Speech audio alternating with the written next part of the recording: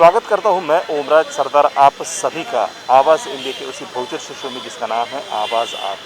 दोस्तों इस वक्त हम लोग संविधान चौक में खड़े हैं। मेरे पीछे एक धरना आंदोलन है कास्टर्ड फेडरेशन की ओर से। उनकी अपनी कुछ मांगे, उन मांगों को लेकर ये लोग यहाँ पर एकत्रित हुए हैं। क्या मांगे हैं?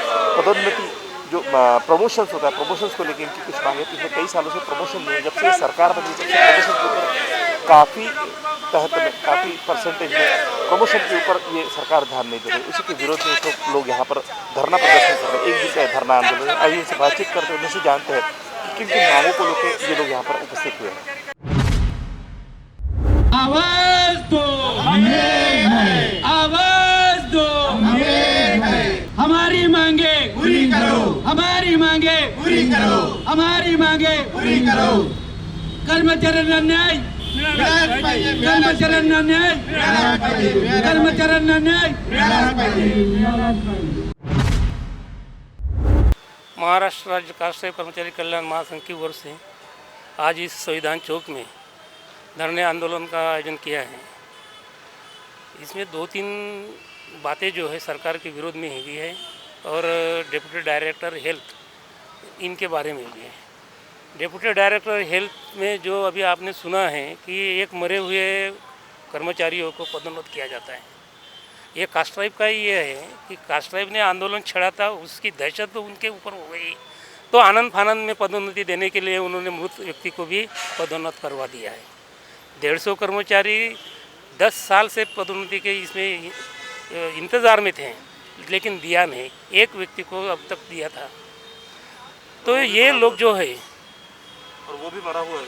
वो भी मरा हुआ है। ये लोग जो है, ये इनका शासन जो है, कुशासन जो बोलते हैं, ये मनमानी कारोबार करते हैं, मनमानी तरीके से चलते हैं।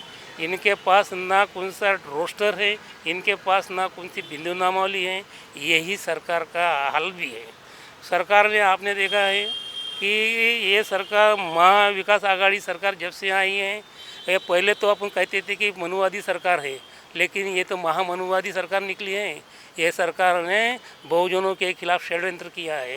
ये सरकार ने पदोन्नति में जो आरक्षण है वो आरक्षण को समाप्त कर दिया है। यहाँ के अजित पवार जो उप मुख्यमंत्री हैं, उप मुख्यमंत्रियों ने अपने एकाधिकार में पूरा का पूरा आरक्षण ख़त्म कर दिया है।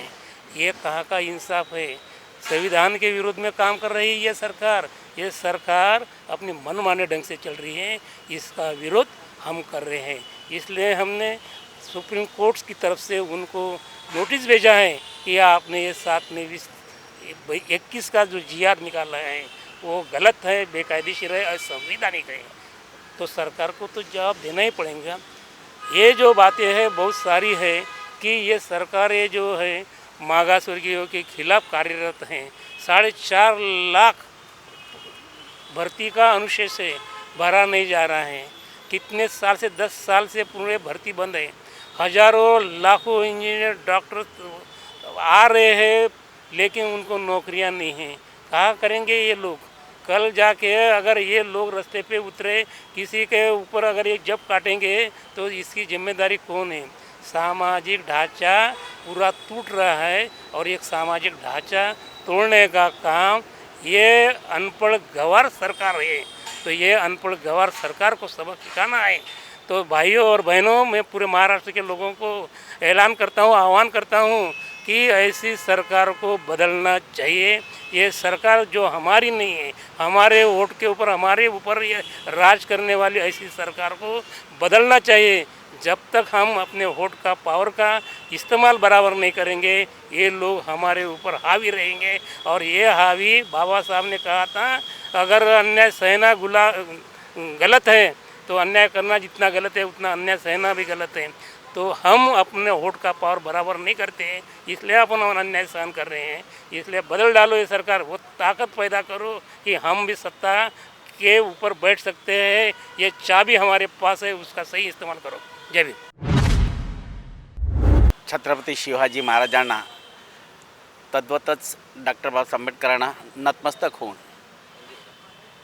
मैं उन्हें नतमस्तक होते हुए कास्ट कर्मचारी कल्याण महासंघ के द्वारा संविधान चौक में आज जो धरना प्रदर्शन का आयोजन किया गया है, वो धरना प्रदर्शन करने का मकसद ये है कि यहाँ उप संचालक आरोग्य सेवा नागपुर सर्कल नागपुर ये जो कार्यालय है, यहाँ पे जिस तरह से मनमानी कारोबार हो रहा है, जो शासन निर्णय को भी नहीं मानती, सब शासन निर्णय जो शासन बनाती है उसको कचरे के डिब्बे में डाल देती है, वो अपने तरीके से उस शासन निर्णय का अर्थ निकालती है। रहा सब मैट के अंतर्गत कर्मचारी मैट से जीत के आते हैं और जीतने के बाद उनको 3 महीने का समय दिया जाता है, फिर भी उन्हें पदोन्नति नहीं दी जाती है। यही नहीं, यहाँ पे हर साल किसी भी कर्मचारियों की ये होनी चाहिए, जो ज्येष्ठता सूची होनी चाहिए वो हर 1 जनवरी को बननी चाहिए और लोगों को में प्रकाशित होनी चाहिए, कर्मचारियों को वो मिलनी चाहिए। लेकिन आज 7वां 8वां 9वां महीना है, अभी भी ज्येष्ठता सूची बनी हुई नहीं है। ये कितना बड़ा यान, इसमें जिससे प्रमोशन के लिए उसका जो बेनिफिट्स मिलता है वो नहीं मिल पाता। यहाँ पे एक ही ऐसे कुछ कर्मचारी वहाँ पे बैठे हुए हैं जो वहाँ यानी जब नौकरी में लगे, नौकरी में लगने के बाद नौकरी तो मिली, नौकरी के बाद फिर प्रमोशन हुआ दूसरी जगह गए, लेकिन वह रिटर्न प्रतिनियुक्ति पर वहीं पे है। उदाहरण के तौर पर हमारे यहाँ ये वर्ग 4 का एक टेबल है, वहाँ का जो कर्मचारी है उसका भी मैं नाम नहीं लूँगा, चूँकि वह उसके अपॉइंटमेंट तो यहाँ पे हुई, उसके बाद उसको देवलापार दिए, देवलापार जाकर वो देवलापार में न रहते हुए काम यहाँ उप संचालक कार्यालय में रहा। उप संचालक कार्यालय से फिर प्रमोशन हुआ, प्रतिनियुक्ति पर प्रमोशन हुआ, गढ़चिरौली में भेजे, गढ़चिरौली में गए नहीं, अभी वहीं पे है। 25 साल से लगातार वह एक, तो ऐसे कई उदाहरण हैं। तो आप समझ सकते हैं कि ये जो है ये सारी गलत। बाकी कर्मचारियों के लिए नियम होता है कि 7 साल बाद 3 साल बाद और ये जो अलग अलग जगह भेजते हैं, लेकिन जहाँ पे ये काम में शिथिलता ना आए इसलिए गवर्नमेंट के नियम है, JR है, शासन निर्णय है, लेकिन उनको मानते ही नहीं, उनको इस तरह से फेंका जाता है कचरे के डब्बे में। अभी माननीय सुप्रीम कोर्ट के निर्णय को भी ये धत्ता बताते हैं। माननीय सुप्रीम कोर्ट ने निर्णय दिया है कि किसी भी यानी कोर्ट में कोई केस प्रलंबित हो और उस पर स्टे है तो वो स्टे 6 महीने के अंदर ये होना चाहिए, 6 महीने के बाद वो अपने आप वैकेट होता, लेकिन उसको भी नहीं माना जाता है। तो मैं ये इस माध्यम से वहाँ के जो वहाँ ऊपर कर्मचारी है, मेरी डिमांड है कि वहाँ जो प्रतिनियुक्ति पर कर्मचारी है 20-20, 25-25 सालों से, उनके आर्थिक व्यवहार की जांच होनी चाहिए। वो वहाँ पे उप संचालक कार्यालय में उप संचालक से लेकर सभी की जांच हो तो आपको पता चलेगा कितना बड़ा व्यवहार होता है। बदली के लिए पैसा, ट्रांसफर यानी डेपुटेशन के लिए पैसा, हर जगह पैसा ही पैसा चलता है, दूसरा कुछ नहीं। और जो चाहिए लोगों को प्रमोशन पदोन्नति वो नहीं दी जाती है। अभी 150 बच्चों का भविष्य इन लोगों ने खराब कर दिया। अभी जो नई भर्ती है, नई भर्तियों में यदि 150 कर्मचारियों का प्रमोशन हुआ होता तो 150 कर्मचारियों के जगह नए लड़कों को यानी चांस मिला होता नौकरी में आने का, लेकिन इनकी वजह से वो चांस गया। अब नए युवाओं ने क्या करना चाहिए? तो ये हम लोगों की कास्टाइप कर्मचारी कल्याण महासंघ की हमारा जो ज्ञापन है हम माननीय मुख्यमंत्री को भी भेज रहे हैं। तो इसमें सारी चीज़ें आपको डिटेल्स में पता चली जाएगी। मैं यहाँ पे आप कास्टाइप कर्मचारी कल्याण महासंघ की तरफ से आवाज़ देता हूँ और घोषणा करके अपनी मांगों को उन तक के पहुँचाने का प्रयास करता हूँ। कास्टाइप कर्मचारी कल्याण महासंघ यांच्या आरोग्य सेवेमध्ये जे भोंगड कारभार चाललेला आहे त्याच्या विरोधात आज हे धरणे आंदोलन इथं संविधान चौकात आयोजित करण्यात आलेलं आहे। आपण पाहिलं की वर्तमानपत्रामध्ये सुद्धा मोठी बातमी आलेली आहे की 9 महिन्यापूर्वी मृत पावलेल्या व्यक्तीला आरोग्य सेवा उपसंचालक कार्यालयातून पदोन्नती देण्यात आलेली आहे। जो उपसंचालक कार्यालय आहे तो कोणत्या पद्धतीने कार्यरत आहे हे याच्यावरून आपल्याला स्पष्ट निदर्शनास येते। 150 पदोन्नती प्राप्त कर्मचारी आहेत, त्यांना गेल्या 10-12 वर्षापासून पदोन्नतीपासून वंचित ठेवलेलं आहे।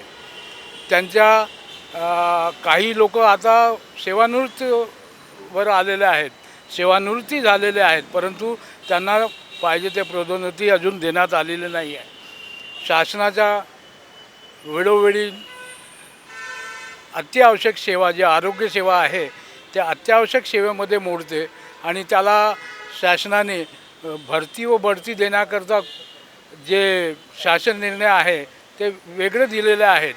कारण अत्यावश्यक सेवेमध्ये असल्यामुळे त्यांना कोणताच रोकटोक नाही, त्यांनी पदोन्नती आणि भरती करायलाच पाहिजे। परंतु इथले उपसंचालक जे आहेत ते या कर्मचाऱ्यांच्या अहिताचाच विचार करतात आणि त्यामुळे बरेचसे कर्मचारी आज त्यांच्या विरोधात हे आंदोलन करण्यास बाध्य केलेलं आहे। कासाहेब कर्मचारी संघटनेच्या वतीने अशी मागणी आहे की आरोग्य सेवेत जे चतुर्श्रेणी कर्मचारी आहेत त्यांना पदोन्नती त्वरित देण्यात यावी, अन्यथा यापेक्षाही तीव्र आंदोलन भविष्यात करण्यात येईल, याची दखल घ्यावी। धन्यवाद। जय हिंद। कास्ट ट्राइब संगठन की ओर से आज संविधान चौक नागपुर में जो धरना कार्यक्रम आयोजित किया है, जिसमें SC, ST, NT, OBC आदि मागास वर्गीय कर्मचारियों के विविध सवालों के लिए आज जो धरना कार्यक्रम आयोजित किया है, उस धरना कार्यक्रम आंदोलन के लिए हमारा राष्ट्रीय स्वयंसेवक संघ ऑनलाइन रजिस्टर्ड की ओर से पूर्णतः समर्थन है। और आने वाले मैं उम्मीद करूंगा कास्ट ट्राइब संगठनों के सभी पदाधिकारियों से कि जब जब भी आपके कार्यक्रम होते रहेंगे तब हम आपके साथ रहेंगे। धन्यवाद। आज कास्ट ट्राइब संगठन की ओर से कर्मचारियों के हित में उनके न्याय हक के लिए जो शासन कर्मचारियों के विरोध में जो कायदे कानून ला रही है और पदोन्नति में आरक्षण के सवाल पर आज कास्ट ट्राइब संगठन ने आज धरना आंदोलन का कार्य आज यहाँ पे संपन्न किया है। इसमें मैं संजय फुलझले भीम आर्मी आज़ाद समाज पार्टी की तरफ से यहाँ पर समर्थन देने आया हूँ। मैं चाहता हूँ कि महाराष्ट्र सरकार हो या केंद्र सरकार हो, जल्दी से जल्दी कर्मचारियों के जो सवाल है उसको छुड़ाए और यहाँ पर अच्छा वातावरण निर्मित करे। जो पदोन्नति का है, आरक्षण का सवाल है और जो भर्तियाँ बंद की गई है, जहाँ बेरोजगार की संख्या बढ़ती जा रही है, उसको न्याय मिलना चाहिए, बेरोजगारों को न्याय मिलना चाहिए, इतनी आशा करता हूँ और कास्ट ट्राइब संगठन को मैं समर्थन देता हूँ। जय भीम। महाराष्ट्र राज्यामध्ये जवळपास 4 लाख पदांचा अनुशेष आहे। तो अनुशेष मागील अनेक वर्षापासून सरकार जाणून बुजून भरत नाही आहे। त्यामागे कारण आहे की खाजगीकरण आणि कंत्राटी पद्धतीने मोठ्या प्रमाणावर ह्या ज्या पदं भरल्या जात आहेत त्यामध्ये पण मागासवर्गीयांचा अनुशेष असणे आवश्यक आहे। हा अनुशेष भरला जात नाही आणि बॅकडोरने सरकार हे खुल्या प्रवर्गातून पदं भरण्याचा कार्यक्रम सुरू आहे। आताच मेट्रोमध्ये पण बरेच याबाबत तक्रार वर्तमानपत्रामध्ये नुकतीच आता प्रसिद्ध झालेली आहे की मोठ्या प्रमाणामध्ये OBC समाजाला पण त्याच्यामध्ये आणि SC ST लोकांना घेण्यात आलेलं नाही आहे। तर आमची अशी मागणी आहे की खाजगीकरणामुळे आणि कंत्राटी पद्धतीमुळे सरकारने याच्यामध्ये पण आरक्षण दिलं पाहिजे SC ST आणि OBCंना सुद्धा, तर ते भरले जात नाही आहे। आणि त्याचप्रमाणे हे जे सरकार आहे महाआघाडी सरकार यांनी नुकतंच आता 7/5ला जो GR काढलेला आहे त्यामुळे SC ST कर्मचाऱ्यांवर पदोन्नतीपासून त्यांना वंचित ठेवण्यात येत आहे आणि त्यामुळे महाराष्ट्र राज्य कास्ट ट्राइब कर्मचारी संघाने सुप्रीम कोर्टामध्ये केस दाखल केलेली आहे आणि त्याबाबत त्यांना विचारणा पण केलेली आहे।